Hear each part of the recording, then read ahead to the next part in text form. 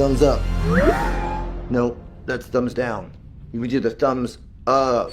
And of course, just 5 days after the Oscars aired, the Oscars that honored last year's movies, we get what is probably going to be one of, if not the best movie of this year. And I'm going to say right off the bat that in 51 weeks, whenever the Oscars happen next year, in as far as we care, they better not forget Project Hail Mary and especially Ryan Gosling. Because guys, we don't get experiences like this in the movie theater that often anymore. It's been a long time since we've gotten something like this. An absolutely beautiful movie, visually and thematically, with themes of failure and redemption, of friendship and bravery and love and hope. And I'm not going to bury the lead, guys. I love this movie, and I think you will too. And I know that we don't really know each other, but I cannot imagine who this movie would not be for. It's one of those movies that you see it and you immediately want everybody you know to go see this movie. It's not cynical. It's not ironical about its themes. It's earnest and heartfelt and unashamedly so. I think I literally felt my heart soar. My heart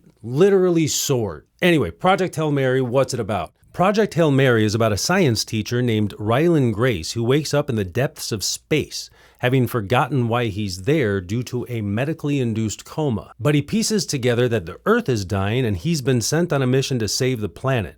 It seems that our sun, a star, is slowly dimming, just like a whole bunch of other stars in our neighborhood of the universe. There is one star that is not dimming, and Ryland Grace has been sent to that star to try to figure out why and see if he can save the people on Earth. He is light years from Earth. He is not a trained astronaut, but he makes friends with and teams up with an alien rock being that he names Rocky, who's trying to save his own planet in a far-off, distant part of the universe. At least it's not growing in me, which was a concern for a little while.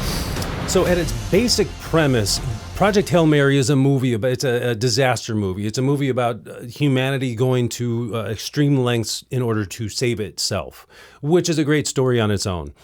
It's the relationship with Rocky that really makes this movie special and what it is. And so many other things, so much to the art form that was put into this. But the heart of the story, though, of course, is the relationship between Ryland Grace and his new friend, Rocky. And again, Rocky is an alien rock creature. He's made of rocks. He makes little chittering noises. And apparently he was mostly done with puppetry, with puppet performers moving him around. He is mostly not CGI. Again, I think there were like 5 or 6 guys operating this puppet, but his interactions with Ryan Gosling are so sweet, so real. And of course, Ryan Gosling's performance is a vast majority of that. He's acting against a few layers of paint and latex rubber, whatever Rocky was made out of. So Rocky is kind of, in a way, he's kind of like the anti-Baby Yoda. He's not cute. He's cute in his own way, but he's not cute in that Baby Yoda, he was designed just to sell toys and merchandise kind of way. He's just rocks. Like, that's all he is rocks. So, how cute can he be? Well, really cute. And a great character. He's a great co-star, and this has to do with a lot of things that were done very, very well by the production. Of course, first, the puppetry work. His sound, both his native language and his voice as it's translated through the computer program. The story, his personality, the way he's written, and not least of all, of course, is Ryan Gosling's performance, playing off of this Rocky. It's also very funny, which is not surprising because Ryan Gosling has, his own experience with comedy. It was directed by Phil Lord, Christopher Miller, who had done the Jump Street movies, the Lego movie. They're no stranger to comedy themselves. The character Ryland Grace in the book he comes across, I think, as a little wimpier than Ryan Gosling does. So for that reason, I think Ryan Gosling was perfectly cast because he does portray that level, that aspect of who this character is, kind of wimpy coward. But, he's Ryan Gosling, so he can't help but infuse it with a little bit of coolness, which the role, I think, desperately needed. So Ryan Gosling was spot on casting for this role, and man, he nails it. As far as how closely it follows the book, really quite closely. Story structure-wise, thematically-wise, there's one really big thing that happens in the book that they didn't put into the movie that totally makes sense, and I'm not going to say what that is here, but it has to do with Antarctica, so if you've read the book, you probably know what I'm talking about, and it's not missing here. I did find that the way the movie flows, which is right on the money, this is the shortest 2 hours and 36 minutes that I have spent in a movie theater in a long, long time, but the way it flows, it's beautiful, but it felt like it flowed, it rides its own kind of waves to get to the finish line.